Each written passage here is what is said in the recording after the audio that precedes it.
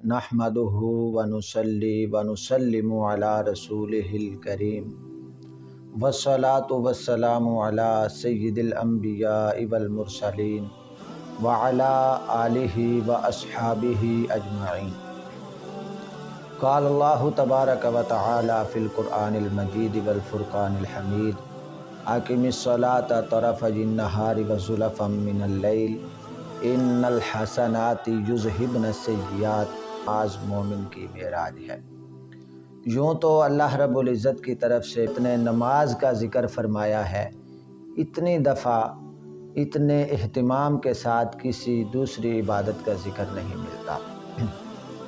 کہیں فرمایا اقیم الصلاۃ طرفی النہار، تو کہیں فرمایا واقیموا الصلاۃ، کہیں فرمایا حافظوا علی الصلوات والصلاۃ الوسطیٰ، تو کہیں فرمایا وَأْمُرْ أَهْلَكَ بِالصَّلَاةِ وَاصْطَبِرْ عَلَيْهَا، تو کہیں فرمایا یا ایھا الذین آمنوا اسْتَعِینُوا بِالصَّبْرِ وَالصَّلَاۃ، تو کہیں ارشاد فرمایا ان الصلاۃ تنہی عن الفحشاء والمنکر۔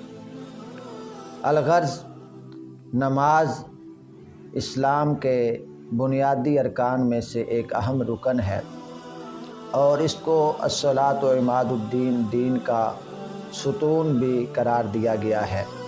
نبی پاک علیہ الصلاۃ والسلام نے ارشاد فرمایا بنی الاسلام علی خمس، کہ اسلام کی بنیاد 5 چیزوں پر رکھی گئی ہے۔ شہادت اللہ الہ الا اللہ، لا الہ الا اللہ کی گواہی دینا، وَأَنَّ مُحَمَّدًا عَبْدُهُ وَرَسُولُهُ، اور اس بات کی گواہی دینا کہ محمد اللہ کے بندے اور اس کے رسول ہیں۔ سب سے قبل یہ ایک اہم فریضہ ہے، اسلام کے ارکان میں سے ایک رکن ہے۔ اور دوسرا جو رکن نبی پاک علیہ الصلاۃ والسلام نے بیان فرمایا وہ یہ ہے اقام الصلاۃ، نماز قائم کرنا۔ تیسرا وایتاء الزکوٰۃ، زکوٰۃ دینا۔ اور چوتھا والحج، حج وصوم رمضان، اور رمضان کا روزہ۔ دیکھیے احباب، اس فرمان میں نماز جو ہے اس کو دین کی بنیادوں میں سے، دین کے ارکان میں سے، دین کے ستونوں میں سے ایک ستون قرار دیا گیا ہے۔ اور یہ جو اسلام کے 5 ارکان ہیں ان کو تشبیہ دی گئی ہے ایک خیمہ کے 5 ستونوں کے ساتھ، جن میں سے ایک ستون درمیان میں قائم ہوتا ہے، 4 اس کے اطراف میں قائم ہوتے ہیں۔ تو درمیان والا ستون اس خیمے کے بنیادی طور پر قیام کا سبب ہوتا ہے۔ تو جو باقی 4 ستون ہیں، اگر ان میں سے کوئی ایک گر جائے تو عمارت اپنی، وہ خیمہ اپنی شان کھو بیٹھتا ہے، اور ہر وہ خطرات کا اسے سامنا کرنا پڑ سکتا ہے۔ اور اگر وہ 4 ستون جو ہیں وہ گر جائیں، 4 اس کے پلر جو ہیں وہ گر جائیں، تو پھر خیمہ جو ہے بالکل بے مقصد ہو جاتا ہے، اس سے کوئی فائدہ نہیں اٹھایا جا سکتا۔ تو ایسے ہی جو اسلام کے 5 ارکان ہیں، جو بنیادی فرائض ہیں، ان کو اس خیمے کے ساتھ تشبیہ دی گئی ہے۔ سب سے پہلا جو درمیان والا ستون ہے وہ ہے کلمہ طیبہ، اللہ کی توحید کی گواہی، رسول اللہ صلی اللہ علیہ وآلہ وسلم کی رسالت کی گواہی۔ اس کے بعد اگر ان 4 ستونوں میں سے، بقیہ میں سے کوئی ایک گر جائے تو پھر اس خیمے کی وہ شان و شوکت باقی نہیں رہتی۔ اور اگر ان باقی 4 ارکان میں سے نماز، روزہ، حج، زکوٰۃ میں سے کوئی ادا نہ کیا جائے تو وہ خیمہ اپنی آب و تاب کھو بیٹھتا ہے، اپنی خوبصورتی کھو بیٹھتا ہے۔ اور اگر وہ 4 گر جائیں تو پھر اس سے کسی قسم کا کوئی فائدہ جو ہے وہ حاصل نہیں کیا جا سکتا۔ تو اس وجہ سے میں یہ آپ کو بتانا چاہتا ہوں کہ نبی پاک علیہ الصلاۃ والسلام نے فرمایا کہ اگر نماز کو چھوڑ دو گے، زکوٰۃ کو چھوڑ دو گے، حج کو چھوڑ دو گے، اور رمضان کے روزوں کو چھوڑ دو گے، تو تمہارے دین کا جو خیمہ ہے وہ قائم نہیں ہو سکے گا۔ دوسرے فرمان میں نبی پاک نے فرمایا الصلاۃ عماد الدین، من اقامہا فقد اقام الدین، جو نماز ہے وہ دین کا ستون ہے، جس نے اسے قائم کیا اس نے دین کو قائم کر دیا۔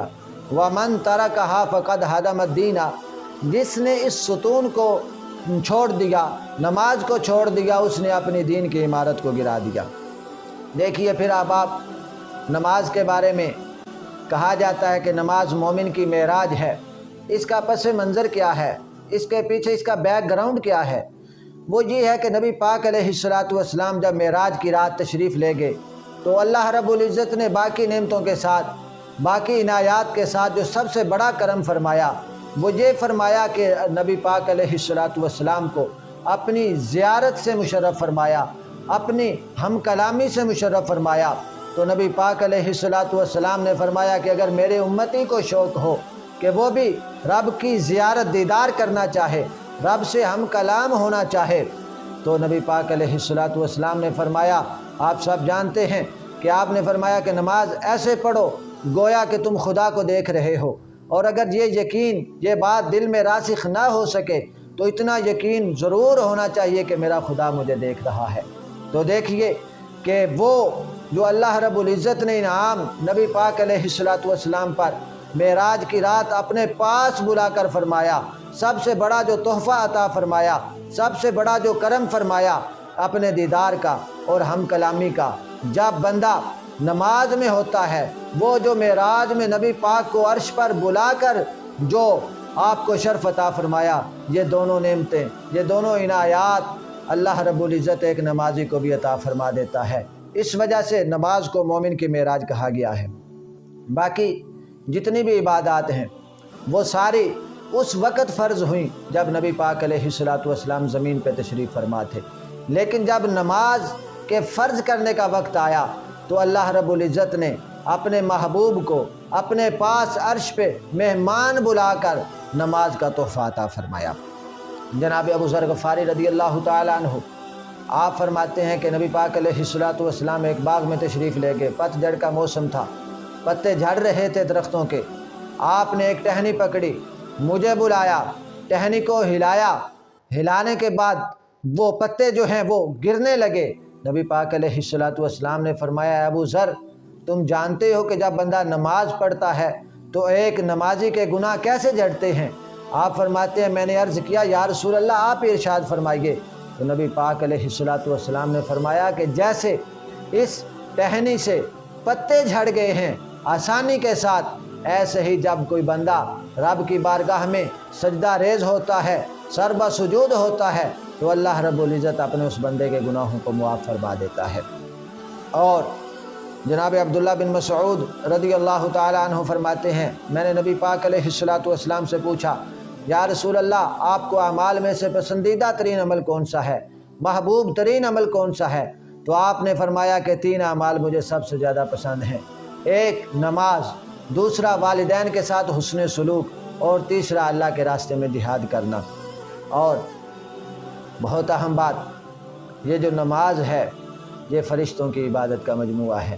نبی پاک علیہ السلام جب معراج کی رات تشریف لے گئے تو کیا دیکھا کہ پہلے آسمان پہ فرشتے وہ ذکر الہی میں مصروف ہیں، دوسرے آسمان کے فرشتے وہ رکوع میں مصروف ہیں، تیسرے آسمان کے فرشتے اپنے سروں کو سجدے میں رکھے ہوئے ہیں، چوتھے آسمان کے فرشتے التحیات پڑھ رہے ہیں، پانچویں آسمان کے فرشتے تسبیح رب کی بیان کر رہے ہیں، چھٹے آسمان کے فرشتے رب کی تکبیر بیان کر رہے ہیں، ساتویں آسمان کے فرشتے وہ سلام بھیج رہے ہیں۔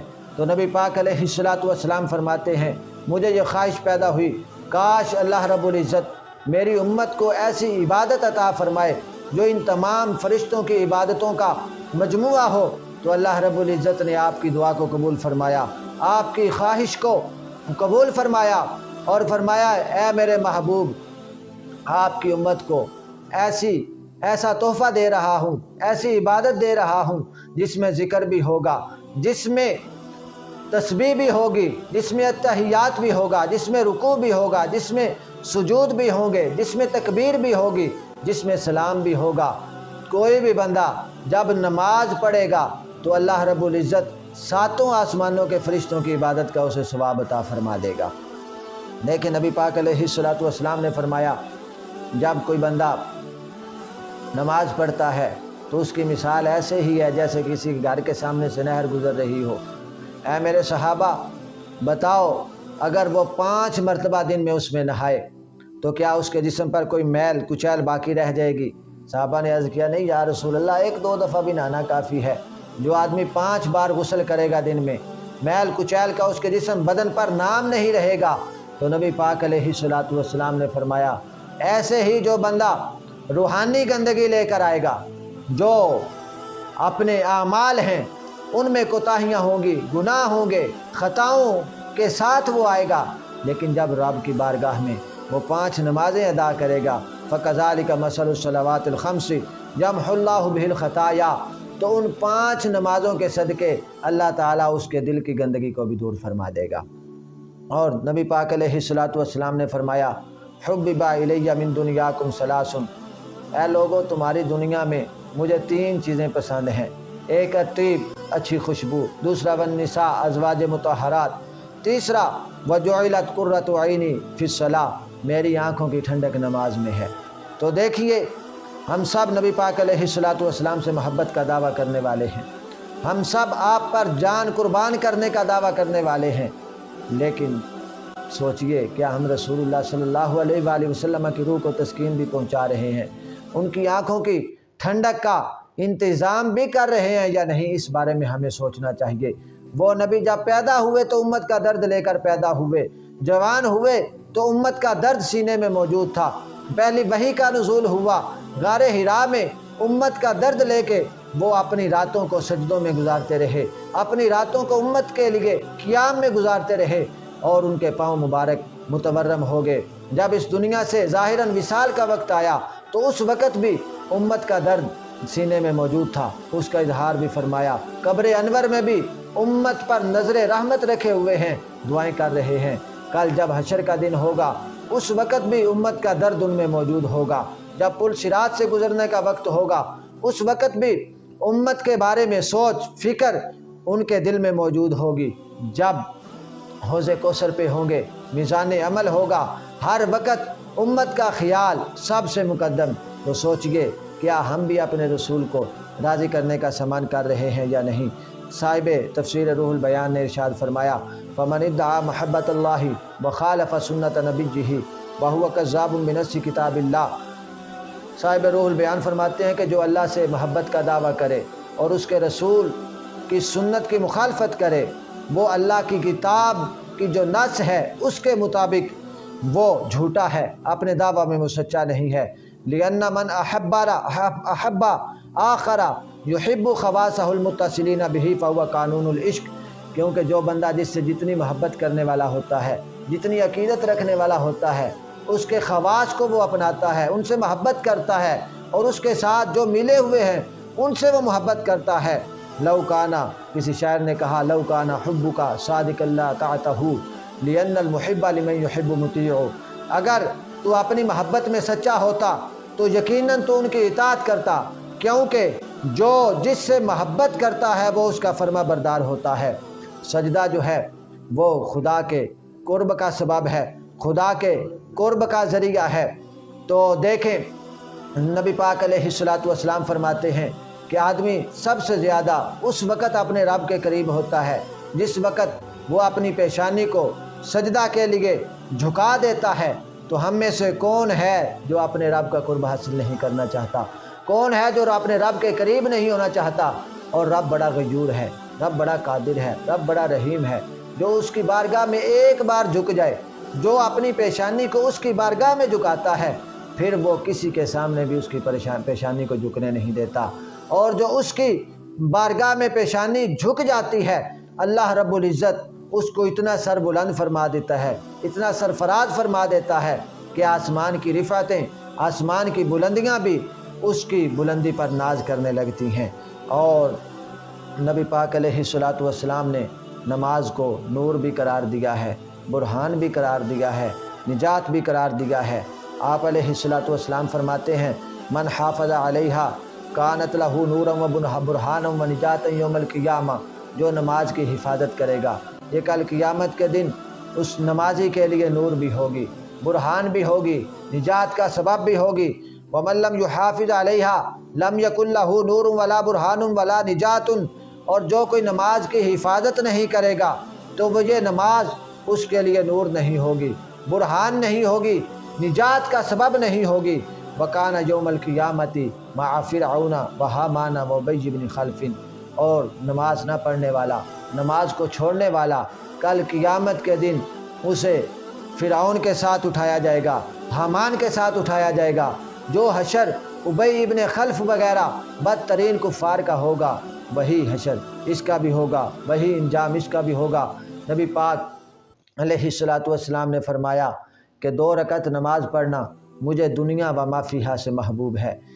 تو صحابہ کرام کا تو اس پر عمل تھا ہی۔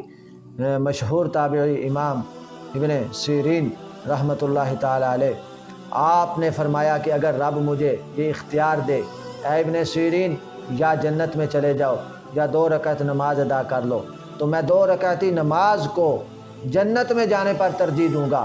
تو لوگوں نے کہا آپ نے بڑی ناشکری کی، ناقدری کی، جنت رب کی نعمتوں کا گھر ہے، رب کی رضا کا مقام ہے، رب کی خوشنودی کا ٹھکانہ ہے، آپ اس پر 2 رکعتی نماز کو ترجیح دے رہے ہیں۔ آپ نے فرمایا کہ جنت میں جانا یہ میری اپنی خواہش ہے، میں جنت میں میری خواہش ہے اس کے مطابق میں جانا چاہتا ہوں، جبکہ جو جہنم ہے، جبکہ جنت میں جانا یہ میری اپنی خواہش ہے، اور 2 رکعت نماز جو ہے یہ میرے رب کی رضا کا ذریعہ ہے، رب کی خوشنودی کا ذریعہ ہے۔